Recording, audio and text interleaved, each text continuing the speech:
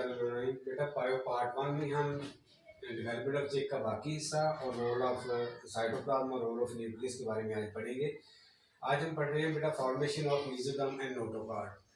जब एक mesoderm notochord formation होनी होती है तो इस स्टेज में यहाँ पे जो सेल्स होते हैं मेसोडर्मल सेल्स वो माइग्रेट करते हैं मीडियली और कॉर्डली, इनके दरमियान से और टेल वाले रीजन की तरफ वो माइग्रेट करते हैं, दरमियान में जमा होते रहते हैं। इस तरह करके एक मेल लाइन थिकनिंग एस्टेब्लिश हो जाती है, उसे हम कहते हैं प्रिमिटिव स्ट्रीक।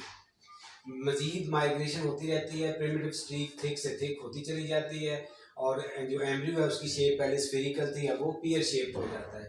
उस प्रिमिटिव स्ट्रीक बिल्कुल कहते हैं, अगर ये प्रिमिटिव स्ट्रीक है तो प्रिमिटिव स्ट्रीक के जो एंटीरियर रीजन है, इस एंटीरियर रीजन में यहाँ पे बहुत सारे सेल जमा हुए हुए हैं, इसे हम नाम देते हैं प्रिमिटिव नोड। प्रिमिटिव नोड और प्रिमिटिव नोड से जो है वो नोटोकॉर्ड एस्टेब्लिश होना होता है, इसको प्रेजेंटिव नोटोकॉर्ड भी सेल्स भी कहते हैं, प्रिमिटिव नोड का नाम भी देते हैं।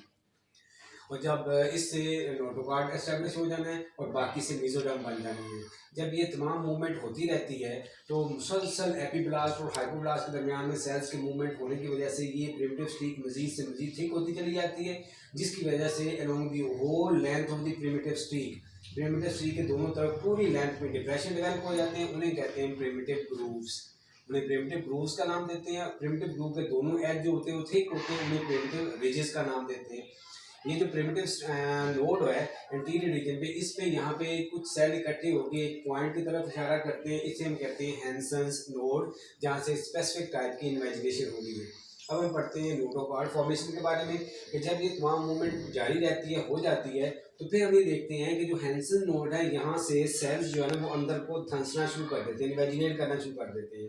और ये प्रिमिटिव नोड वाले सेल एक्टोडर्मल जर्म लेयर के नीचे इस तरह वर्टिकल पोजीशन में रॉड लाइक स्ट्रक्चर में अरेंज हो जाती है, इसको हम नोटोकॉर्ड कहते हैं। और 18 आवर्स ओल्ड एम्ब्रियो के अंदर one of the prominent structure कौन सा होता है, वो नोटोकॉर्ड होता है। इस दौरान ये जो ऊपर उसके नोटोकॉर्ड के ऊपर जो एक्टोडर्म है ये लेयर स्प्रेड होती है और किनारों से अंडरलाइन योग के साथ फ्यूज हो जाती है, उसे कहते हैं जर्म वॉल। और इस दौरान कहते हैं जो कैविटी थी जिसको पहले गैस्ट्रोसील का नाम दिया जा रहा था, अब उसको प्रिमिटिव गट का नाम दे दिया जाता है। जब मेसोडर्म फॉर्मेशन की बात करते हैं तो जो हैंसन नोड है, हैंसन नोड से डॉर्सल मेसोडर्म बनती है, हैंसन नोड से डॉर्सल मेसोडर्म बनती है। लेकिन जो लेटरल प्लेट मेसोडर्म होती है, लेटरल प्लेट मेसोडर्म इस तरह करके स्प्लिट हो जाती है, वो दो लेयर्स बना देती है। एक को स्प्लैंक्निक मेसोडर्म कहते हैं, दूसरे को सोमैटिक मेसोडर्म कहते हैं। और इनके दरमियान में जो सिलोम जो कैविटी है, स्पेस है, that is known as coelom, ये सिलोम फॉर्मेशन हो जाती है। अच्छा, अब हम बात करते हैं न्यूरोलेशन की कि जब 18 आवर्स ओल्ड तकरीबन एम्ब्रियो था तो हमने क्या पढ़ा है कि नोटोकॉर्ड के ऊपर जो एक्टोडर्म थी वो एक बैंड की फॉर्म के अंदर थी, जो न्यूरल बैंड है जिससे एक्टोडर्म जिससे नर्वस सिस्टम डेवलप होना है। लेकिन जैसे जैसे एम्ब्रियो इलोंगेट होता है तो ये फैलता चला जाता है और तकरीबन 18 घंटे वाले एम्ब्रियो में ये एक थिकन्ड एरिया ऑफ न्यूरल प्लेट की फॉर्म करने में नजर आ रहा होता है। 21 से 22 घंटे का जब एम्ब्रियो हो जाता है तो वो उसके दोनों तरफ से फोल्ड्स जो ये न्यूरल प्लेट होती है दोनों तरफ से ऊपर को फोल्ड होना शुरू हो जाती है, उन्हें कहते हैं न्यूरल फोल्ड्स। 24 घंटे वाले एम्ब्रियो में न्यूरल फोल्ड बाकायदा क्लियरली विजिबल हो जाते हैं। जब प्लेट के दोनों फोल्ड्स ऊपर को उठते हैं दरमियान में डिप्रेशन डेवलप हो जाता है, जिसे कहते हैं न्यूरल ग्रूव। जैसे जैसे फोल्ड्स ऊपर को ग्रो करेंगे neural groove mid dorsal region में मजीद डीप से डीप होता चला जाएगा, बड़ा होता चला जाएगा। और न्यूरल ग्रूव का जो अगला हिस्सा होता है वो चौड़ा होता है, उससे फ्यूचर में ब्रेन डेवलप होना होता है और बाकी से स्पाइनल कॉर्ड डेवलप होनी होती है। जो न्यूरल ग्रूव है, न्यूरल फोल्ड है, वो ग्रो करते करते अल्टीमेटली क्या करते हैं, वापस में आकर मिल जाते हैं, it becomes a neural tube. Neural tube के दोनों तरफ दो पोर्स होते हैं जिनको न्यूरल पोर्स कहते हैं, जो बाद में बंद हो जाने होते हैं। इसके दरमियान जो कैविटी स्टैब्लिश होगी उसे हम न्यूरोसील का नाम दे देंगे, एम्ब्रियो को न्यूरोला कहते हैं। और सारे के सारे डेवलपमेंट जो होती है नर्वस सिस्टम की डेवलपमेंट हो रही है, पूरे प्रोसेस को न्यूरोलेशन का नाम दे दिया जाता है। अब हम बात करते हैं role of cytoplasm in development. तो इसको हम कहते हैं कि जो साइटोप्लाज्म होता है किसी भी सेल के अंदर, उसमें सर्टेन केमिकल सब्सटेंसेस होते हैं जिनको कहते हैं morphogenetic determinants, and these morphogenetic determinants are not evenly distributed in the cytoplasm, वो इवनली डिस्ट्रीब्यूटेड नहीं होते। जैसे कि हम एग्जांपल लेते हैं एसिडियन के फर्टिलाइज एग की, जो लोअर कॉर्डेट्स में आता है। एसिडियन के फर्टिलाइज एग के अंदर डिफरेंट कलर का साइटोप्लाज्म होता है, उसका वो वाले सेल जिनके अंदर क्लियर साइटोप्लाज्म आता है वो डिफरेंशिएट होते हैं लार्वे के एपिडर्मिस में, ऐसे सेल जिनके अंदर येलो साइटोप्लाज्म आएगा वो मसल सेल बनाएंगे, और ऐसे सेल जिनके अंदर ग्रे वेजिटल साइटोप्लाज्म आएगा वो गट यानी कि डाइजेस्टिव सिस्टम बनाएंगे, और ऐसे सेल जिनके अंदर ग्रे इक्वेटोरियल साइटोप्लाज्म आएगा वो नोटोकॉर्ड और न्यूरल ट्यूब वगैरह बनाएंगे।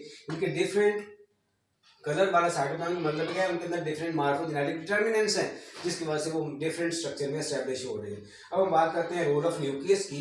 तो रोल ऑफ न्यूक्लियस को स्टडी करने में सबसे पहले हम एक एग्जांपल लेते हैं एसिटाब्युलेरिया की।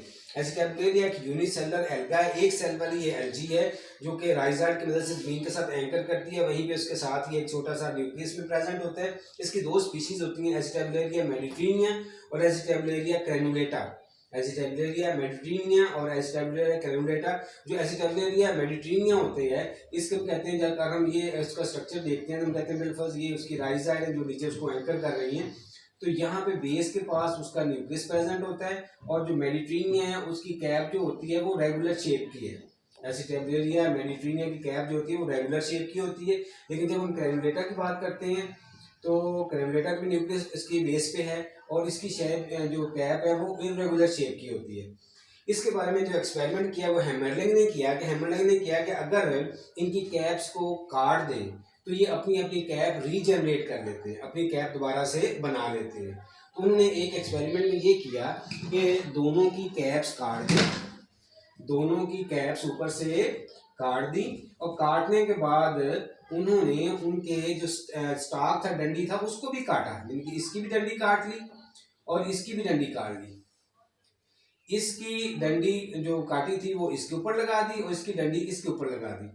अब एक्चुअली अगर हम देखें तो मेडिटेरिनिया जो है इसमें नीचे न्यूक्लियस मेडिटेरिनिया का होगा, लेकिन इसके ऊपर जो ये डंडी लगेगी किसकी होगी, क्रेनुलेटा की आ जाएगी। इस तरह जो एसिटाब्युलेरिया क्रेनुलेटा है उसमें हम देखेंगे जो नीचे जो न्यूक्लियस है वो क्रेनुलेटा का है, लेकिन ऊपर जो डंडी लग गई है वो किसकी है, वो मेडिटेरिनिया की आ गई है। इसका मतलब है कि हम ये कह सकते हो कि इसमें मेडिटेरिनिया का न्यूक्लियस है लेकिन ऊपर साइटोप्लाज्म क्रेनुलेटा का है। इसमें क्रेनुलेटा का न्यूक्लियस है लेकिन साइटोप्लाज्म जो मेडिटेरिनिया का है। लेकिन जब कैप्स बनाने की बारी आई तो कैप जो है वो इसने मेडिटेरिनिया वाली बनाई और इसने क्रेनुलेटा वाली बनाई। यानी कि मतलब बताने का ये है कि जो न्यूक्लियस है उसके पास असल कंट्रोल है कि जिस का न्यूक्लियस था उसके रिलेटेड कैप डेवलप हुई है। तो इसका मतलब है डेवलपमेंट में साइटोप्लाज्म के साथ साथ असल रोल कौन प्ले कर रहा है, वो न्यूक्लियस प्ले कर रहा है। ये था हमारा आज का लेक्चर। ओके, अल्लाह।